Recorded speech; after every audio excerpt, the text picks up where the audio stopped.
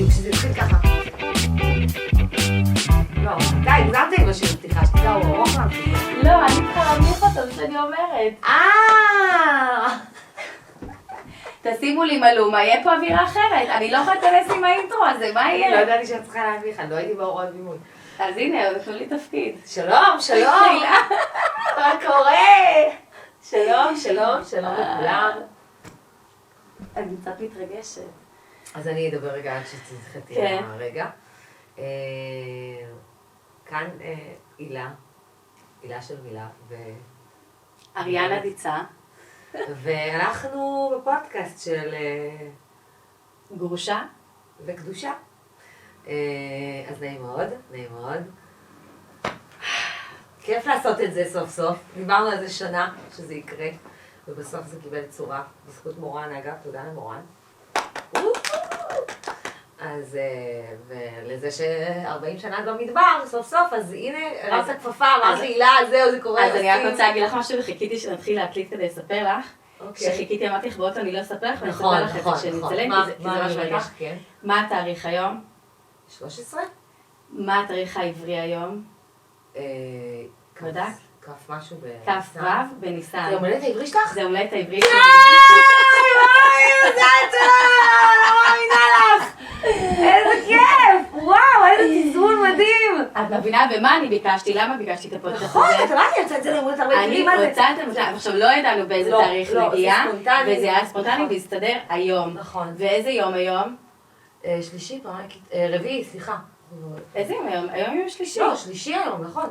כן, ומה ציינו היום? את יום השואה. ובשבילי יום השואה, אמרתי אני אקצר את זה בשתי מילים, אבל זה בעצם סבא שלי, הזיכרונות שלי, הילדות שלי, כל מה שלחוות אותי כיהודייה, כאישה יהודייה. בגלל שזה יום השואה וככה, כל חצי קלט הצלחנו לתאם. ברור, זה בזכות. אבל מה שאני באה להגיד, שזה החזיר אותי לזהות היהודייה שלי, ואיך אני הגעתי לנקודה היום, שאני רוצה לציין בפני כולם מה זה להיות שוב יהודי, מה זה שוב להיות אישה יהודייה, איך להחזיר את הגאווה שלנו, את השורשים שלנו, ולזכור למה אנחנו במדינת ישראל, למה אנחנו מדברים עברית, למה אנחנו בסביבה כזאת, שעכשיו כולנו יוצאות לאור. וזה הדרך שלנו להפיץ את האור. אז הילה, תודה לך שאנחנו נהיה יהודיות מן המניין. נולדת יהודיה, לי אין קשר לזה. זה לא אלוהים, רק מנהלת שיווק שלו. זה לא, אנחנו כולנו במדינה הזאת, רובנו יהודים, אבל אנחנו לא מודעים ליהדות שבנו. אגב, השורש יהודה זה גם הודיה. כאילו אם נתייחס לאתר שלי, תכף נרחיב אליכם, אז כתוב שאני הילה, אני כבר אציג את עצמי בהזדמנות. נכון. אני הילה, אימא של עולם ותבל, עולם ציון ותבל ישראל הבנים שלי. ואני תמיד אומרת שאני בת מלך, שזה בעצם הבת שלה, הקדוש ברוך הוא, מלך מלכי המלכים. נכון. וזה יהודיה, נולדתי לזכות הזאת. וואו, תקשיבי. מה? מטורף מה שעברנו 40 שנה פה, שווה פודקאסט. שווה פודקאסט. אז ניקח נשימה עמוקה, ונעים מאוד, ונספר שבעצם ההיכרות שלי ועם הילה, דיברנו על זה מקודם בשיח לא, אני מדברת עליך, יפה שלי, אמרנו לה, אם מישהו רוצה. דיברנו על זה איך הכרנו ועל המסיבת מחזור, ואיך דיברנו על איך לחבר. אני רוצה להגיד בשתי מילים, ואני חושבת שכבר דיברנו על זה שיש עניין של ציר זמן בחיים של כל אחד. נכון. ויש אנשים שמגיעים בציר זמן המדויק שאנחנו צריכים לקבל את המתנה הזו. אז היום, זה, כמו שאמרתי, זה כ"ו בניסן. אני חוגגת 40 שנה בכדור הארץ, במדבר, whatever. מדבר זה מלשון מדבר. מדבר, יפה. והיום את לוקחת את כל אז אני לוקחת את המתנה הזאת, גם של ההיכרות שלי איתך, וגם איתך מורן, וגם של תיכון אביב ברעננה, שנתן לנו את המקום הזה. אבל בגדול, זה המתנה שלי, שאני רוצה להפיץ כמה שיותר אור ושמחה ואנרגיה, במיוחד בתקופה הזאת, ודרכך לחזק את היהדות היפה, לא עכשיו לכו תחזרו בתשובה, אלא להכיר את עצמנו כיהודים קודם כל להבין מה זה יהודי, מה זה... מה אנחנו, מה המתנה שלנו בדבר הזה? למה רוצים גם להשמיד אותנו, אפרופו יום השואה? בואי, כאילו, ניסו להשמיד, אני אומרת שינסו, אבל ההוכחות מראות אחרת, האימפריה הרומית איננה, המצרים אינם, אני בכלל חושבת שקיבלנו כללה, אבל בסדר, בדיוק אמרתי שצריך לחזור בהיסטוריה, לעשות איזשהו... הנאצים יימח שמם, איפה הם? אנחנו חוגגים כל שנה. לא משנה, אבל אני אומרת, שבקידוש שאנחנו עושים שעם ישראל מקודש והוא העם הנבחר, אבל למה הוא נבחר? קודם כל להפיץ אור, להפיץ את התורה, את המילים, את הכישוף. נבחרנו לקבל את הקוד, יפה, נכון, נבחרנו לקבל את הקוד הזה, שנקרא תורה, ולדעת, כן, זה כמו, תקשיבי, זה כמו מנכ"ל חברה, בסדר? יש את הבעלים של החברה, הוא יושב עם המנכ"ל, הוא מסביר מה הוא רוצה, בא המנכ"ל, עושה ישיבת הצוות, אומר לו, חבר'ה, אנחנו המנכ"לים פה, כאילו, אנחנו מנכ"לי העמים, הידע עבר דרכנו. נכון. ואת יודעת, יש הרבה דרכים להפיץ אור, אבל בואי נתחיל עם מה זה אור בכלל. אוקיי. יש אנשים שאולי לא יודעים מה זה אור. אור זה ביטוי של טוב, של קדושה, שגם על זה נדבר בהמשך של הפודקאסט, זה פרק 3 שלנו, מי שרוצה, אז כבר טיזר קטן. אבל אני אומרת, אור זה ביטוי של מחשבה טובה. זה ביטוי של הברקה, שגורם לך לפעול למשהו שיוצר תנועה ותהודה ואדווה של טוב בסוף. אוקיי? זה יכול להיות מחשבה... זה כמו חיוך. אפילו, נכון, זה אור. לחייך לבן אדם שאת לא מכירה, בעיניי, זה לתת הרבה אור. אז אני חפקנית. נכון. ואת גם כאילו, את גם כזה, אוי, איזה קיר ירוק יפה, גרינסקרין, וואו, איזה נורא יפה. את כאילו, את אור מעלך, את האור, את מיישמת את התורה, אני כל הזמן אמרתי לך את זה. שהסיבה שאנחנו צריכים ללמוד תורה ולעמול, וקיבלנו את העול, המלכות שמיים הזה, לנסוע את המלכות שהגיעה לנו מהשמיים, שנקראת תורה, ולתת אותה לשאר העמים, זה לא בלשבת ללמד אותם את האלף-בית של התורה. כאילו גם אני, אם הייתי רוצה ללמוד את התורה הסינית, הייתי צריכה ללמוד את האותיות של הסינים, אבל גם לא הייתי מבינה את זה באמת כמו סיני. אבל אם סיני אמיתי היה יושב ומדבר איתי את השפה שלי ויודע לגעת לי במקום שהוא נכון לי, ברור, ההנגשה. בדיוק, הנגשה. אז אפרופו הנגשה, אם כבר אנחנו בתחילת עוד הפרק הזה, יש לנו עוד 11 דקות. כל פרק הוא חי דקות אצלי. ואני רוצה לספר קצת על מי אני רגע ועל המיזם שלי. אז נעים מאוד, אני הילה, ואני בכפר סבא. אני מכירה את אריאנה מגיל 12 מחטיבה. החיים הפגישו אותנו שוב בגיל 40, לקראת גיל 40 שלי ו-39 של אריאנה. למרות שלנו באותה שכבה יש בינינו איזה פער, כי נולדתי בסוף שנתון, בדצמבר, ונפגשנו במסיבת מחזור.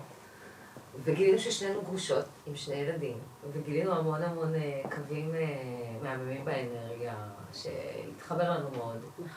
וגם כל החיים נפגשנו פה ושם, באירועים, פתאום פה. כן, אבל זה לא היה בציר זמן. זה לא היה בציר זמן, לא, זה גם, כאילו זה לא היה רלוונטי, לא יודעת להסביר את זה. אנחנו לקח 20 שנה לחיבור, שהוא יתחבר טוב, ושהוא יניב את האור, שהוא צריך להניב. נכון. אני הקמתי מיזם לפני 5 שנים שנקרא הילה של מילה, שהמטרה שלו היא להלחין את התורה ב-70 לחנים, כ-70 פנים לה.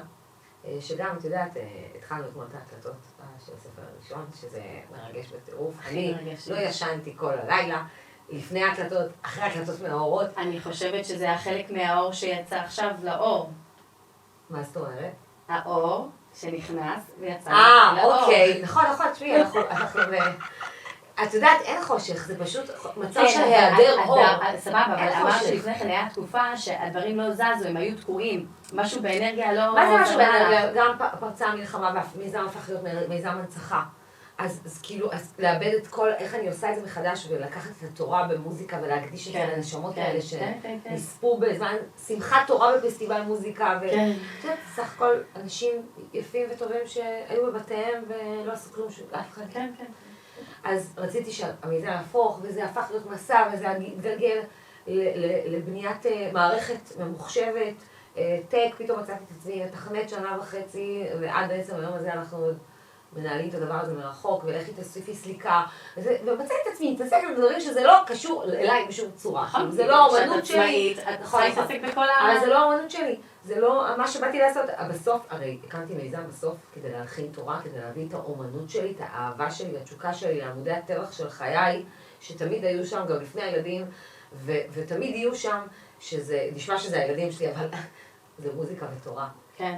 זה ממש בנה לי את הנפש, בונה לי את הנפש, מחיה לי את הנפש, ומצאתי את הדרך להחזיר אהבה לדבר הזה, אז את יודעת, זה קורה. והמיזם הזה הביא אותי לאיזושהי נקודת, אין על חזור שאני צריכה לצאת מארון הקודש. כי אם אני לא אספר, אף אחד לא יודע שיש מיזם, וגם זה תהליך של הזמית לצאת מהארון עם זה, ופתאום להיחשף, ועברתי במקביל, התגרשתי, ובלה בלה בלה, והמלחמה, כאילו הכל קורה כל הזמן, ותגדי ילדים לבד, וכל הלופ הזה, פתאום אני הולכת דירה, כי פרצה מלחמה, כי השבילות, עברתי, וואו, היו איזה 3 שנים כאילו מטורפות, אבל הצלחתי. כאילו, הצלחתי לעשות את זה, אני מצליחה לעשות את זה. את מטורפת את זה. אני בעזרת השם. תשמעי, לבד אני לא יכולה. באמת. אני רוצה להגיד לך שבלי אנשים טובים בדרך, מי יועץ עסקי שהחליט לא לקחת לי כסף, כי הוא אומר לי, אני רוצה להיות חלק מהדבר המדהים הזה, עד למורן שאמר לי, אני רוצה לקחת חלק בזה, ואם את צריכה אולפן ומה שצריכה, אז תבואי, ואז נולד, אוקיי, אני אביא את הפודקאסט לכאן, כי זה קראו לו בבית, זה יכול להיות מאוד נוח. ובסוף התחלתי הקלטות באולפן בכלל בתל אביב. דברים קורים, אבל בואי נגיד שמי שמעניין אותו להרחיב על המיזם ולקחת תמיכה, חלק בזה, כל מה שצריך לקחת זה מילה בתורה, זה ספר דיגיטלי שאפשר להיכנס, עילה של מילה בגוגל, אני הראשונה, אין עוד כמוני. אני חושבת שמה שאת עושה זה מצווה. אני גם חושבת. לך ולילדים שלנו, נכון, ולהעביר את האור, זה בדיוק, שוב אני חוזרת לנושא של להיות יהודי. שאגב, זה התחיל מזה שחיפשתי לשמוע. נכון. לא מצאתי. זה התחיל משם. כן, אבל את חיפשת, יש אנשים שלא יחפשו. מה שההשוואה נגיד אליי, שאני לא נחשפתי לדברים. אבל אם נגיד היית רוצה, נגיד להיחשף, לפתוח את בראשית. למה שאני אחפש את זה? לא יודעת, אני חיפשתי להשמיע את זה. זה נשמע עצוב, אבל למה שאני אחפש אז אני אגיד לך, מה קרה לי. אם אני אשמע, רגע, שיר ברדיו. לא, גם אני לא חיפשתי לשמוע. פשוט הילדים נרדמו עליי.